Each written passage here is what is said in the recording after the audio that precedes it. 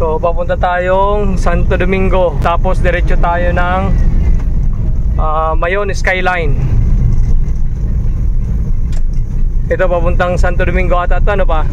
Papuntang Santo Domingo, yan. Tapos ito, diretso na tayo sa Mayon Skyline. So ang expected arrival natin ay 3:16 ng hapon, 1 hour and 1 minute pa. So nasa Santo Domingo na tayo.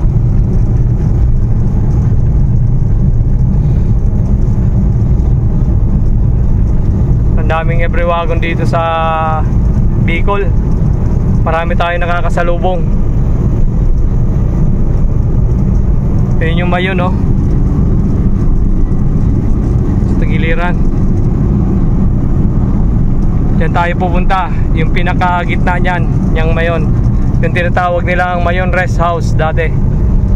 Mayon Skyline.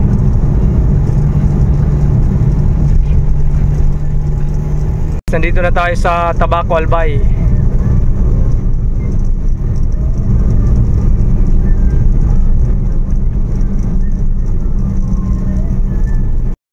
So guys, ito yung simbahan ng Tabaco. Ayan. Ilang taon kampanaryo. Oh. Para hindi kita kulang ang kampanaryo sa daraga. Kampanahon na ano. Iliko na tayo dyan sa kaliwa. Ayan o. Mapa natin. Sa Vicente Galigan. Turn left onto Bicol 630. So ayan, dito na tayo dumaan. Ito yung Sabloyon. Puntang Sabloyon yan. Paano yan? So, anong kanan eh? Bundok? May bundok doon, no?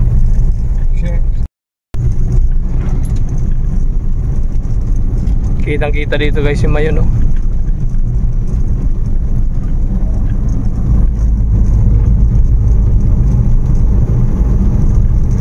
Aulan. So guys, ito straight na straight to, paakyat. Malapit na tayo lumigo sa kaliwa, Mount Mayon Park. In 400 meters, turn left onto Mount Mayon Park Road. Alright. So kakaliwa na tayo dyan. 17 minutes na lang.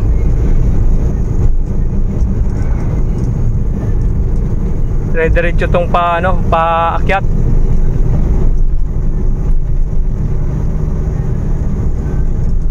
Kakaliwa na tayo sa unahan, malapit na. Ito na. Ayan, may lumalabas na tricycle. Diyan tayo kakaliwa. Right. Ito na. Kita tayo dito. So first time natin makarating dito. Papunta to sa may pana ng Mayon. Totoo. Yan, no? Aliko-liko yan, no? Tapos dire-diretso yung nakyatan, pero hindi naman sobrang tarik. Yan, no? Maano lang siya. Yan, no? Alalay. Oo, alalay lang nakyatan to, pero tuloy-tuloy siya. Ano, nagda 99 tayo, pero pagka umabot ng ano yan, 98 to 100, under yung auxiliary pa natin, yung high speed. Tapos bababa ulit yung temperature natin. So dito alalay lang tayo paakyatan. Ayan, umabot ng 100. So under na yung auxiliary pa natin yan, 101. So dapat hindi abot yan ng 104, kasi pag 104 pataas, overheat na yan. So ayan, bumaba na. So alalay lang tayo, 3000 RPM lang. Ayan, o, tuloy-tuloy lang nakyatan to. Ayan, may pressure na, nakakabingi. 98, yan, bumababa na yung ano natin, temperature, 97. So ganyan talaga yan, normal lang yan. Kahit naka-aircon kayo, abot pa rin sa ganyan temperature yan, no? 96, pababa na ng pababa, basta umandar na yung high speed ng ating auxiliary fan.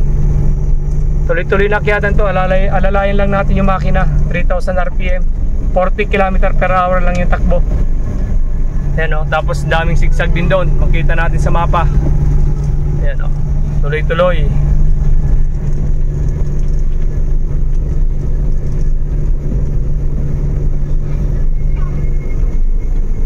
Nakakabingi.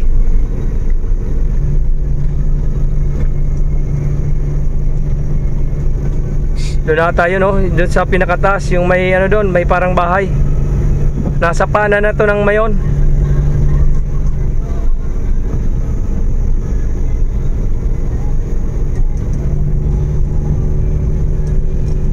Yan, 99 na naman. Under na naman yung auxiliary fan natin.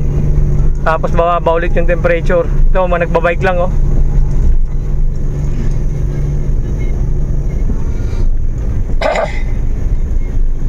Nakakabingi ang ano, pressure. May mga tricycle din.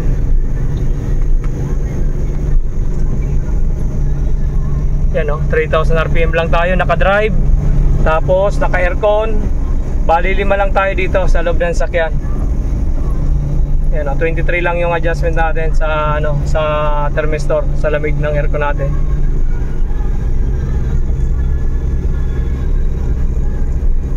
Sigsag. Parang ganito lang yung packet sa Baguio eh. Ganito katarik packet sa Baguio. Ganito lang, tuloy-tuloy din lang.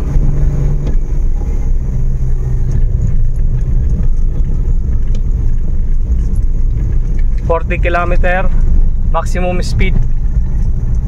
Ayan o, nasa paanan tayo guys ng Mayon o. Kitang kita nyo yung Mayon dito. Talagang nandito na tayo mismo sa paanan.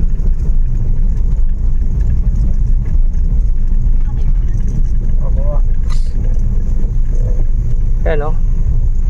Ito, parang spillway ito ah.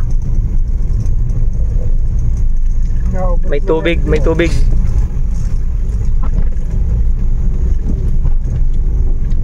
Yan, paakyat. So first time natin makakarating dito. Tapos dito, yung sa baba. Yun. So, paakyat, dire-diretso. Bali ano to, 12 minutes na akyatan pa. 6.4 km. Yun pa yung akyatin natin. Ayan guys oh. Puro paakyat yan. Ito lang tayo sa ano, wala naman tayong kasunod, wala naman tayo sa likuran. So diretso lang. 25 RPM, 3,000. So yan lang.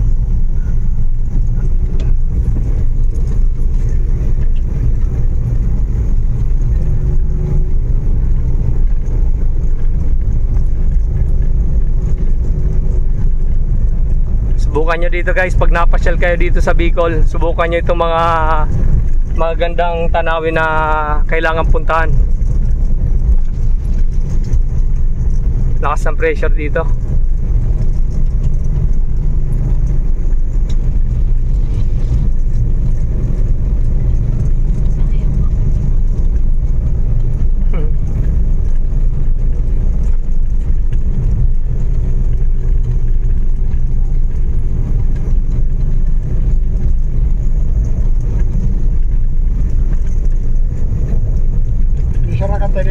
Cyclist. Oo. Hindi naman sobrang matarik to eh. Alalay lang na tarik. Parang pabagyo nga lang, nakyatin.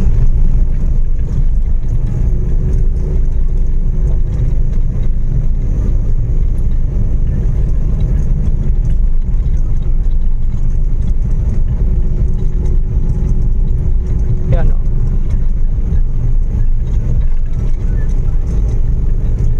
Medyo madilim lang. Malilim dito ngayon. Masama ang panahon. Hindi natin masyado makita. May mga part na kitang kita yung Mayon. May mga part na medyo natatabunan. Kasi yan hamog na yan no? Sa ano ng Mayon, paanan. Yan o, tuloy-tuloy talaga to.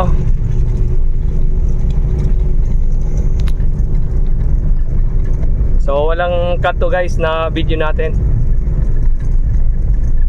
para ipakita sa inyo yung performance ng ating sasakyan. Yung may mga ganitong sasakyan, so kayang-kaya din ito makipag anuhan talaga, makipagkumpetensyahan sa mga sasakyan. Kahit surplus lang, so talaga matibay.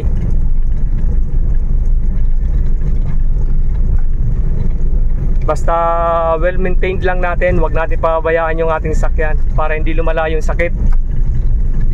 Alagaan lang natin, so hindi tayo bibigyan ng sakit ng ulo.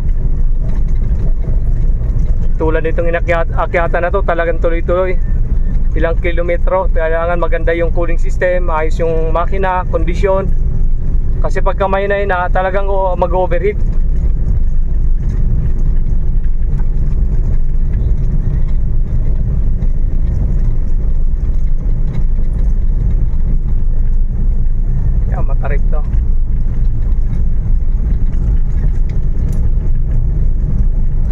100, tapos baba ulit, under yung auxiliary fan nya, kaya bumababa ulit yung kanyang temperature.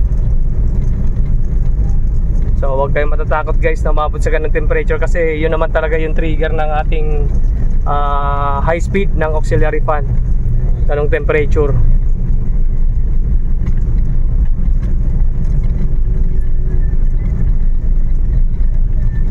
Yan no. Habang patagal ng patagal, ano to, patarik ng patarik yung inaakyat nyo.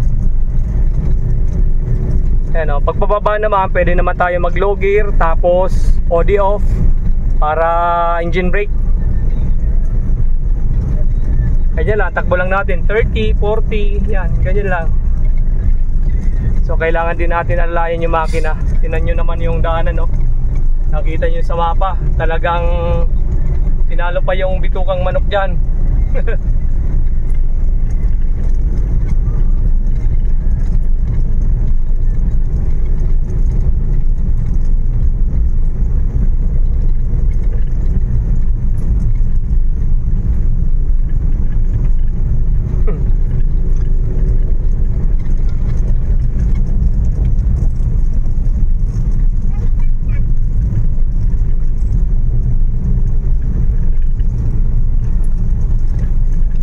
Dito parang parting ibabaw na to eh.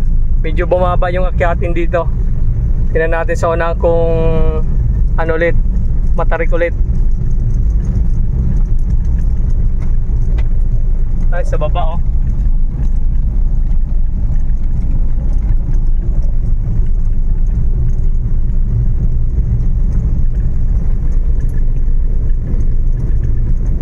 Yun oh, nasa pana na tayo talaga. Parang sakop na to ng ano eh, ng Mayon.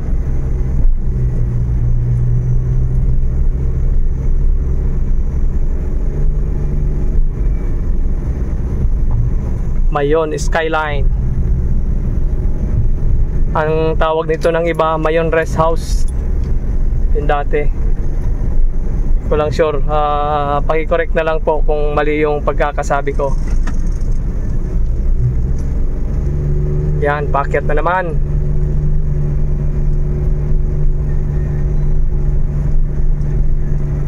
Grabe oh. Malamig na siguro dito.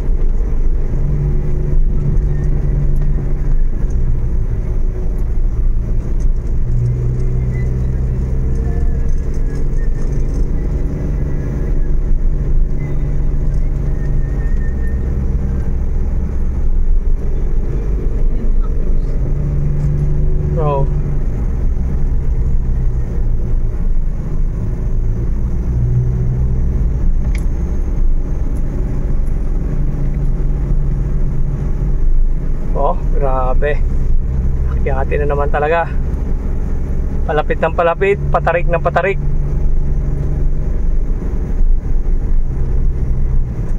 So kada kurbada dito, may mapapansin kayo, merong cross. So ibig sabihin, delikado yung mga ganyan na kurbada. So kailangan natin mag-slow down. Dahan-dahan lang, huwag tayo magmamadali sa mga ganitong mga pababa.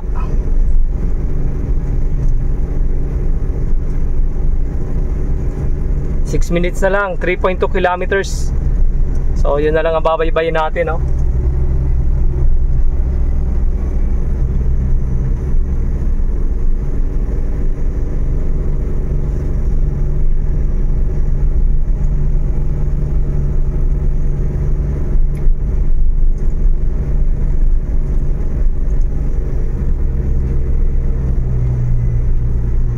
Huwag lang natin kakainin yung linya sa kabila pag mga kurbada.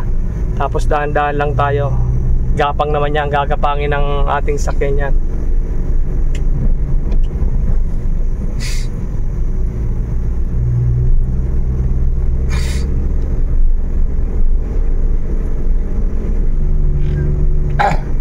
Sisipunin talaga kayo dito pagka umakyat kayo para mabibingi kayo. Nakakabingi yung pressure ng ano, pakyat.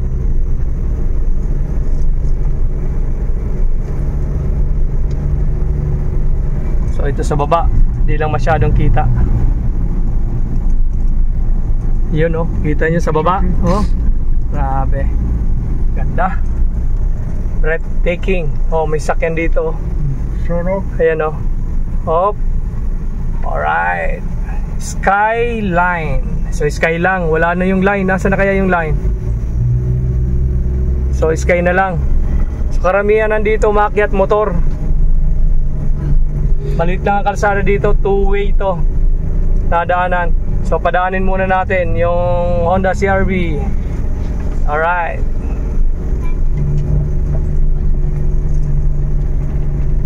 Lapit na.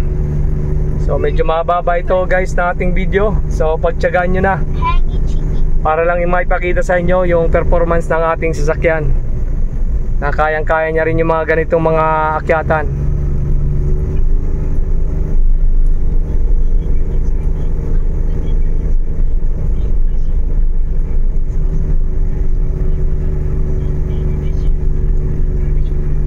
Yan o. Lalong maraming paliko-liko habang papalapit na.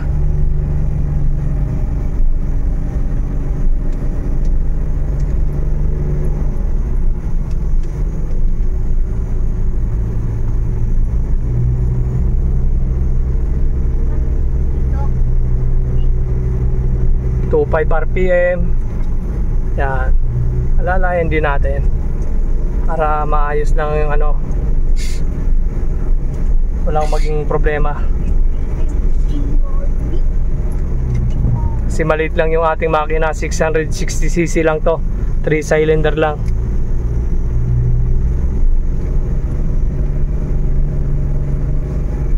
Oh, mayroon dito. Yun ang Bulkang Mayon.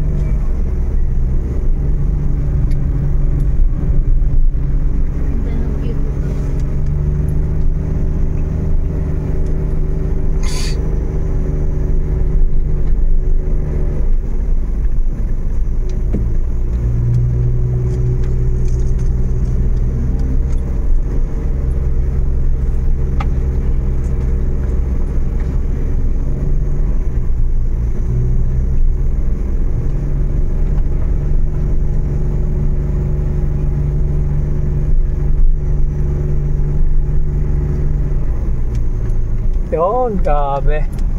Ganda, doon no. Hindi lang natin may pagkakita sa inyo kasi pakyat to eh. Hindi tayo pwedeng huminto eh. Diretso lang. Medyo madilim na dito kahit maaga pa. Ano pa lang, nasa 3:19 pa lang ang oras natin dito. 3:22, 3 minutes na lang. Diyan na tayo sa ibabaw.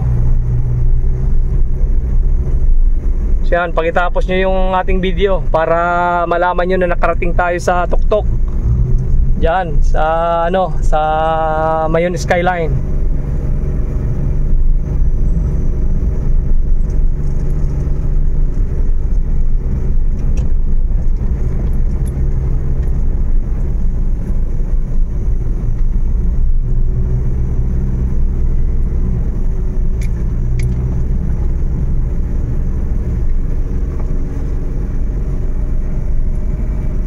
Paanan ng Mayon talaga, no? Nasa paanan talaga to ng Mayon. Ito yung nakikita Oo. Ayan, pababa. So kaya nakarating tayo na dito. Ang tagal-tagal natin dito, hindi man tayo nakakapunta dito. Simula pinanganak, ngayon lang tayo nakapunta. Cover natin yung 78 na ako, kunyan sana. yung tatay ko 78 years na dito sa Bicol. Ngayon lang nakapunta sa Mayon Skyline.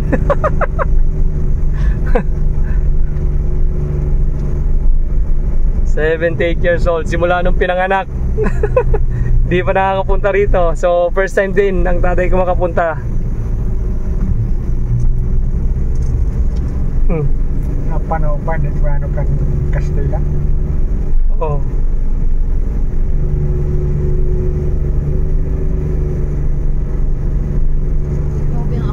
Oo, grabe ano. Ilang kilometers ba naman yung akyatan? Halos nasa 10 kilometers. Grabe. Kailangan talaga kondisyon yung sasakyan pag umakyat dito. Pag mahina-hina talagang ano eh. Tindahan baga ito kimais. Yan, paikot. At ang kurbada din mga siko. Ayan guys, oh. Lalong patarik ng patarik yung akyatin habang papalapit ng papalapit. Ayan, may mga kubo-kubo na, oh. Turn left to stay on Mount Mayan Ayan, Park oh. May Road. mga kuana oh. Ah, may basketball court. Ayun, oh, daming nakaano doon sa taas. May motor. Ayan, oh, mas matarik na to. Palapit na. Ayan, oh, ganda sa taas. Take the next left to stay on Grabe. Mount Mayan Park Road. Then your destination will be on the right. Ayun na bagang resort. Ayan, oh, ayan, oh. So ito na guys, ang Mayon Rest House. Sa wakas, nakarating din tayo. So ayan, dito tayo. Hanap tayo ng parkingan. Alright, thank you Lord. Karating din. So dito, pwede ata tayo dito mag-park. So naan? Dun sa unahan. Dito kaya, pwede na. Di ata, ito, pala. Sa may tabi, dito tayo. Alright, dito tayo. Parks. Mag-share kita. Pupunta tayo dun sa taas, oh. Yan, oh. Dun, sa taas. Punta tayo. Tingnan natin kung ano meron dun. So, guys, abangan nyo yung ating video. Bibidyoan natin yung dito kung ano meron dito sa taas ng Mayon Skyline. Yan, tingnan natin. Maraming maganda wari. Yung magandang view dito. Dun, oh. Sa taas meron din. May church. So, yun guys. Pagpahingayin muna natin yung ating makina bago natin patayin. I-cool down muna natin. So pag nag-cool down kayo guys, huwag nyo muna papatayin yung inyong aircon para naalalayan yung inyong cooling system na lumamig. Kasi pag pinatay nyo yan, iinit yung inyong makina, abot ng 98 to 100. So mainit pa rin yung makina nyo. Kasi pag may aircon kayo, mas lalong mapapalamig nya yung inyong cooling system. Kasi naalalayan ng auxiliary fan.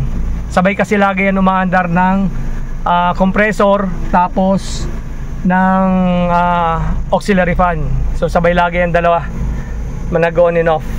So okay, wait lang natin ng mga 5 minutes siguro bago natin patayin pag bumaba na yung kanyang temperature dyan sa kanyang temperature gauge. So ayan, cool down muna natin. Wag muna natin patayin. Labas muna tayo sa labas. Tingnan natin kung ano yung magandang view. So alright, maraming salamat po sa pagsama sa aming biyahe.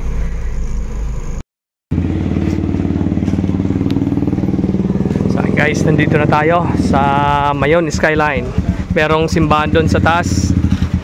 So yan, kinukool down lang natin yung ating makina, tapos papatayin na natin. Alright. So dito naman yung view dito sa dinaanan natin na kalsada. Ayan, oh. Grabe ito. Ay nakyat natin. Talagang malupitan.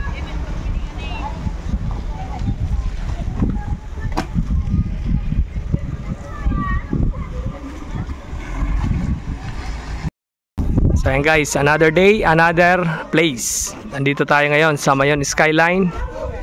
Yan, kitang-kita nyo yung Mayon, nagpakita sa atin. Kahit may mga ulap yung dulo, talagang nagpakita pa rin siya.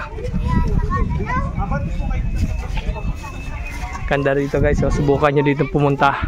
Talagang sulit na sulit yung ano nyo, pagpunta nyo dito. Kahit sobrang mahaba yung akyatin, so kinaya. Ayos. Ito yung sa taas ng Mayon Skyline na pangalan. Yan, oh. So I love tobacco. Bali sa ako pa to ng tobacco. Mayon Planetarium. Siya, pupunta lang tayo doon. May church kasi doon sa ano, sa taas. Ay, sa baba.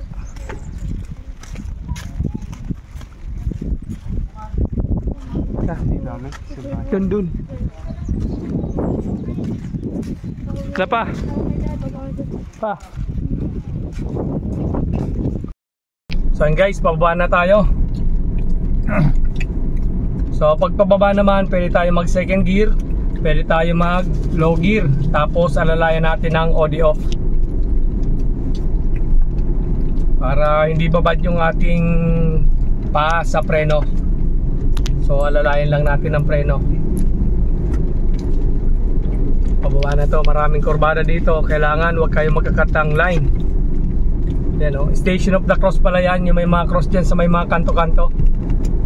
Station of the Cross. Station yan, station. Station of the Cross. Kilometro. Kurbada, ayan, napakaganda sa baba. Parang bagyo to pababa eh oh.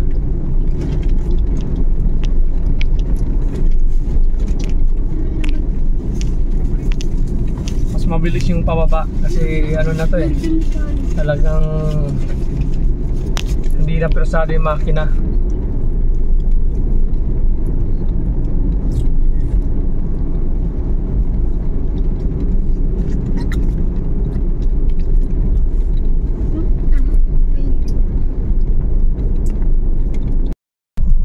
So ayun guys, dito pababa naka second gear lang tayo tapos naka OD off. Ayan o, kahit hindi tayo nakapak sa preno, alalay na lang. Pag magalito bumibilis, alalayan lang natin sa preno. Ayan lang. Ang kurbada, sharp curve.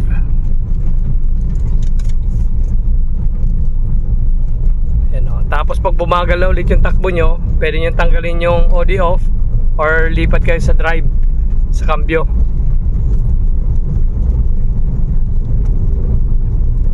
Para naalalayan yung preno pababa, hindi kayo masunugan ng preno or mapudpud yung inyong preno. Lalay lang. Wag na wag kayo magkakat guys pag ganito, pag mga kurbada.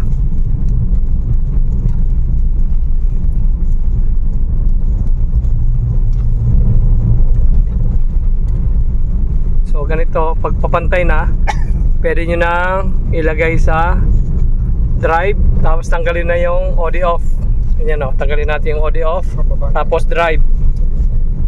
Yan, so nilipat na natin sa drive kasi hindi na sobrang matarik to. Ayan o, para papantay na. So naka-drive na lang tayo. So pag bumilis ng takbo, pwede nyo naman pindutin yung OD off para napagilan ng konti yung takbo nyo pagka bumilis. Yan, ganyan lang. So, malapit na tayo sa baba.